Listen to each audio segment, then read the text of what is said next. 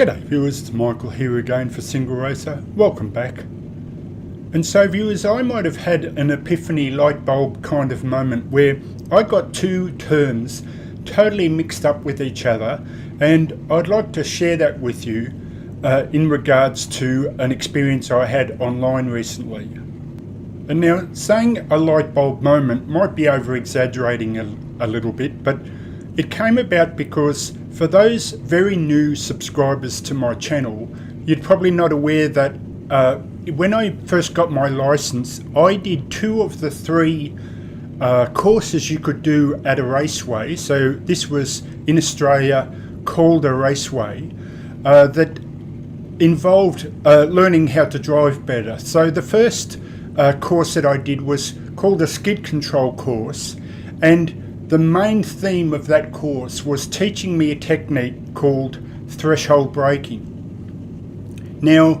threshold braking, most people probably know what that is, but just in case you don't, it's essentially a physical version of ABS. So you apply the brake to the point where the wheels lock up, and then you try and ease off the brake just a fraction so the wheels grip again and you have maximum traction when braking. And I can swear to you that after doing that course, it saved 2 people's lives. One of them was a school kid that walked out in front of me, and I missed him literally by about a foot and a half, and that was due to that technique where I would have absolutely positively collected him if I locked up all 4 wheels and slid into him. So for those people that have kids, if it was my choice, in Australia I would make doing a skid control course or any sort of course for advanced driving mandatory. That's what you had to do to get your license,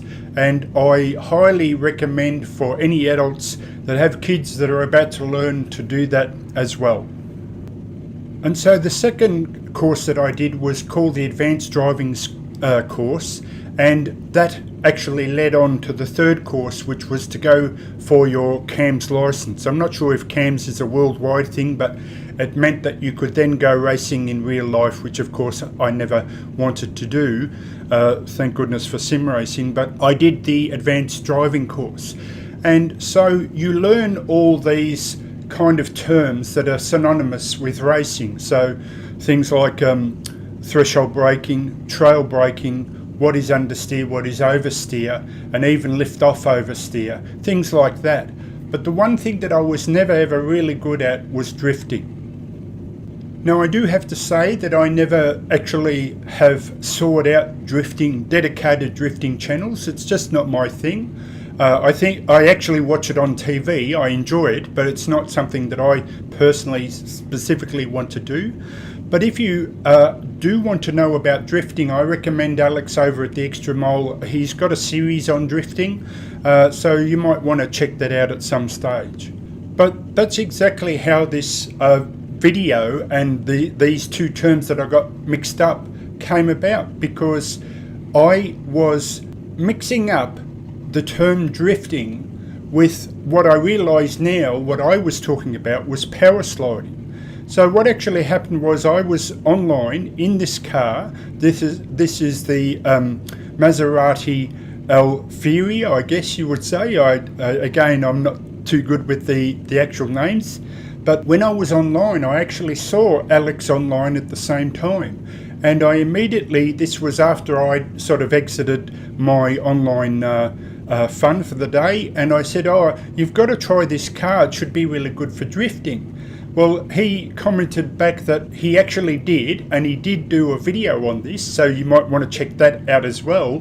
But he said that he found it wasn't very good for drifting. Now, this car is a strange beast in that I find that under 60 kilometers an hour it understeers like crazy, and yet it also has this strange oversteer as well.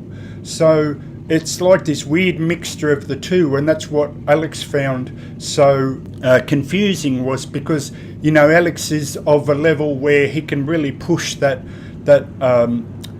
high-end advanced driving to the limit, and could could really push this car to its point of total grip loss.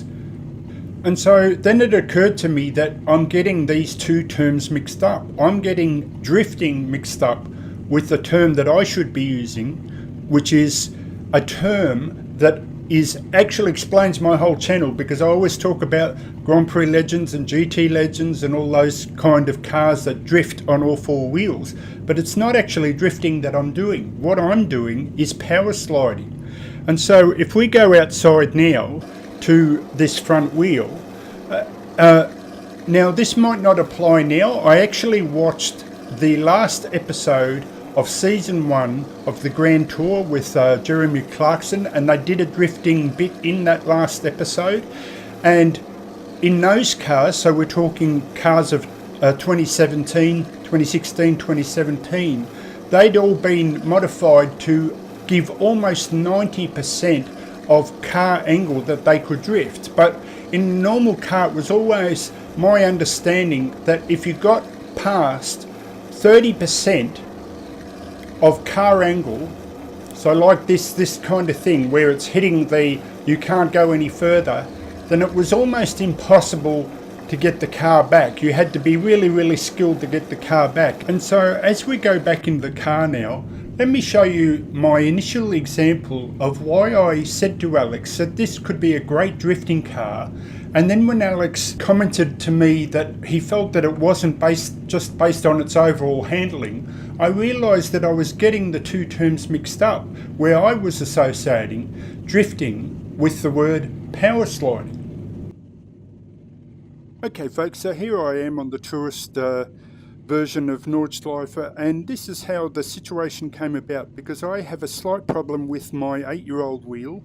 Now I assume it's a wheel problem and not Assetto Corsa itself, because when I first go out on this or any track, the brake seems to lock up for the first 30 seconds or so, and I think it has to do with trying to find, when I first boot up Assetto Corsa, trying to find its full range. And so what I do now in the yard is I just drive around a bit, applying the brake to try and get that range sorted out, and then it doesn't lock up anymore after that. So I was driving around, or about to drive out. So imagine I'm in this car now, and it's the very, very first time that I drive the car. So I'm about to drive in the yard, and this is what happens. Oh man, it just even now feels just fantastic. And so I was thinking to Alex, wow, what a fantastic drifting car this would be. But when he said no, it actually doesn't behave that way, it just doesn't feel like a good drifting car, I realised that what I was experiencing was technically not drifting, but power sliding like that. Just absolutely incredible. And I realised then that when I thought about it, I only ever did one video that was a drift video, and even in that video, the only time I drifted truly properly in that arguably 30% was doing this.